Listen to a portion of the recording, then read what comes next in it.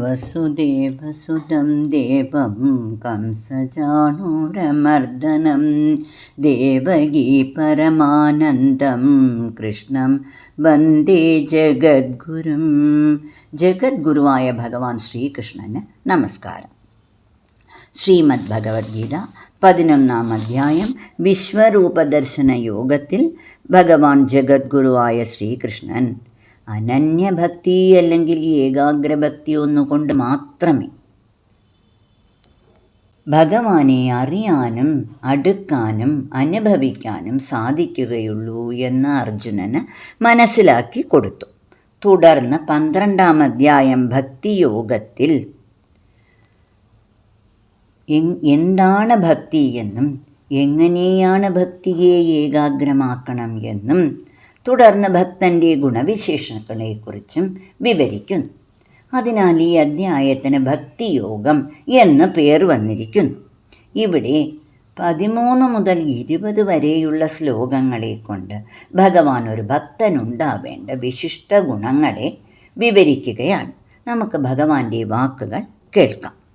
അദ്വേഷ്ട സർവഭൂതാനാം മൈത്രകരുണയേവ ച നിർമ്മമോ നിരഹങ്കാരഃ സമദുഃഖസുഖക്ഷമീ സന്തുഷ്ടഃ സതതം യോഗി യദാത്മാ ദൃഢനിശ്ചയഃ മയ്യർപ്പിതമനോ ബുദ്ധി യോ ഭക്തഃ സമേ പ്രിയഃ.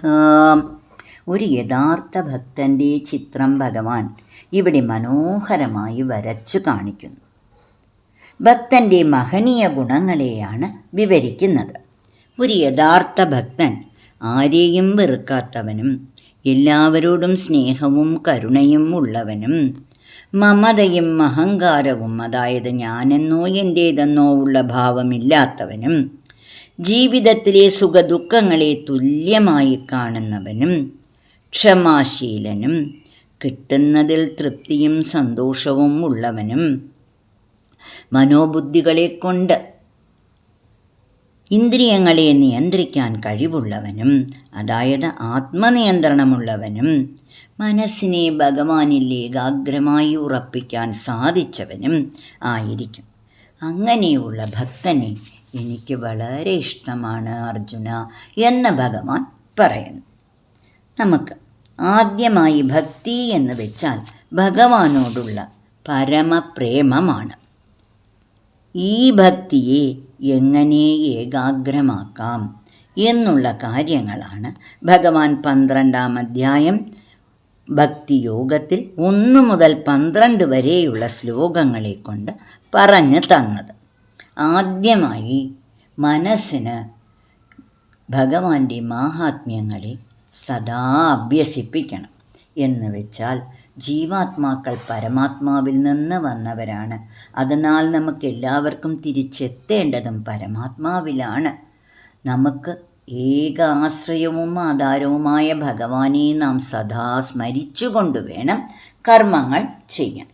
ഇങ്ങനെ മനസ്സിനെ അഭ്യസിപ്പിച്ചു കഴിഞ്ഞാൽ മനസ്സ് ഭഗവത് സ്മരണത്തോടുകൂടി കർമ്മങ്ങളെ ചെയ്യാൻ പഠിക്കും. ഈ മനസ്സിൻ്റെ അഭ്യാസം കൊണ്ട് മനോബുദ്ധികളെ നമുക്ക് നിയന്ത്രിച്ച് ഭഗവാനിൽ ഏകാഗ്രമാക്കാൻ സാധിക്കും. നമ്മുടെ ചിന്താഗതികൾ തന്നെ മാറും. ഞാനെന്നോ എൻ്റേതെന്നോ ഉള്ള ഭാവങ്ങൾ മാറി അഹങ്കാരവും മമതയും കുറഞ്ഞ് നമ്മുടെ ചുറ്റിലുള്ളവരെല്ലാം ഭഗവാന്റെ അംശമാണ്, നാം എല്ലാവരും സമന്മാരാണ് എന്ന അറിവ് ഉണ്ടാകും. അപ്പോൾ എല്ലാവരോടും മൈത്രിയും കരുണയും ഉണ്ടായി ആരോടും വിരോധഭാവം ഇല്ലാതെയായി തീരും. നാം എല്ലാവരും തുല്യരാണ് എന്ന ചിന്തയുണ്ടാകുമ്പോൾ പരസ്പര സ്പർദ്ധയ്ക്കോ അസൂയയ്ക്കോ ദ്വേഷത്തിനോ ഒന്നുമിടമില്ലാതാകും. സുഖവും ദുഃഖവും എല്ലാം സമമായി തോന്നിത്തുടങ്ങും. എന്തും സഹിക്കാനുള്ള ക്ഷമയും ആത്മനിയന്ത്രണവും ഉണ്ടാകും. ഇതെല്ലാം നമ്മുടെ മനസ്സിൽ ഒന്നൊന്നായി നന്മകളിലോട്ട് മനസ്സ് ഉയരും. നമ്മുടെ ചുറ്റിലുമുള്ളവരെയെല്ലാം ഈശ്വരാംശമായി കണ്ട് സ്നേഹിക്കാനും സേവിക്കാനും ഉള്ള മനോഭാവം ഉണ്ടാകും. ഇതിനെയാണ് ഹരിനാമകീർത്തനത്തിൽ എഴുത്തച്ഛൻ പറഞ്ഞിരിക്കുന്നത്. യാതൊന്നു കാൺമതതു നാരായണ പ്രതിമ, യാതൊന്നു കേൾപ്പതതു നാരായണ സ്തുതികൾ, യാതൊന്നു ചെയ്വതതു നാരായണാർച്ചനകൾ, യാതൊന്നതൊക്കെ ഹരിനാരായണായ നമാം. ഇങ്ങനെ നമ്മുടെ ചുറ്റിലുമുള്ളവരെ ഈശ്വരനായി കണ്ട് സേവിക്കും തോറും മാനവസേവ മാധവസേവയായി മാറും. നമുക്ക് ഏകാഗ്രമായ മനസ്സ്, ഏകാഗ്രമായ ഭക്തി ലഭിക്കും. ഇങ്ങനെയുള്ളവരെ അർജുന, എനിക്ക് ഇങ്ങനെയുള്ള ഭക്തന്മാരെ വളരെ പ്രിയമാണ് എന്ന് ഭഗവാൻ പറയുന്നു.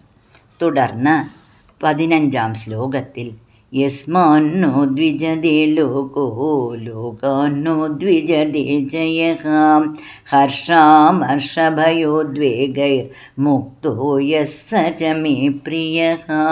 അർജുന, ഈ മനസ്സ്, എല്ലാവരെയും ഈശ്വരാംശമായി കാണാൻ തുടങ്ങുന്ന മനസ്സ് ഒരു ആൾക്കാരെയും ആർക്കും ഒരു ഉപദ്രവം ഉണ്ടാക്കാനേ അനുവദിക്കുകയില്ല.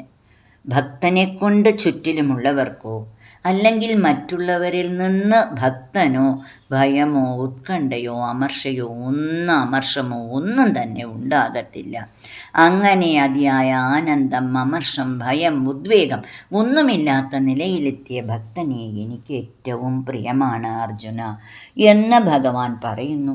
ഇവിടെ 13, 14, 15 ശ്ലോകങ്ങളിലൂടെ ഭക്തൻ്റെ മനസ്സെങ്ങനെയാണ് കൂടുതൽ ഏകാഗ്രമായി ഭഗവാനിൽ ഉറയ്ക്കുന്നത് എന്നുള്ള കാര്യങ്ങൾ ഭഗവാൻ വിവരിച്ചു തന്നു. 14 വിശിഷ്ട ഗുണങ്ങൾ, ഭക്തന് നേടേണ്ട ഗുണങ്ങളെ ഇവിടെ ഭഗവാൻ വിവരിച്ചു. തുടർന്നുള്ള വിശേഷണങ്ങൾ അടുത്ത എപ്പിസോഡിലൂടെ നമുക്ക് കേൾക്കാം. നമുക്ക് ഭഗവാന്റെ വാക്കുകൾക്ക് കാത്തിരിക്കാം. നാരായണ അഖില ഗുരു ഭഗവൻ നമസ്തേ.